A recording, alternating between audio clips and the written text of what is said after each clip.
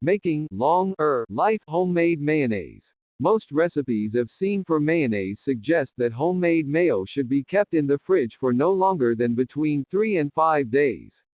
What techniques or ingredients can be used to increase the shelf life of homemade mayo?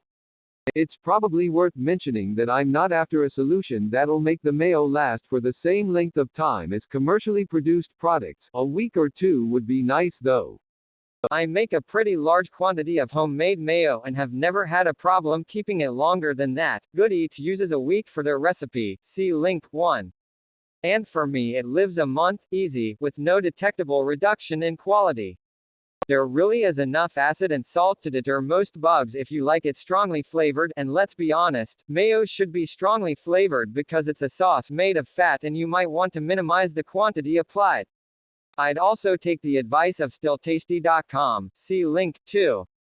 That while color, flavor, or texture may change, it's generally still safe to eat refrigerated mayo even after its notional use-by date.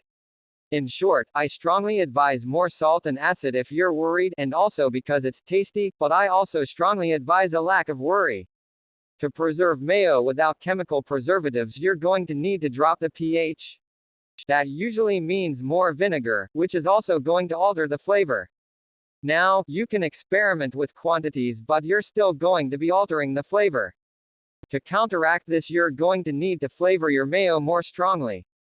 Flavored oils are a way to do this, so are herbs and spices.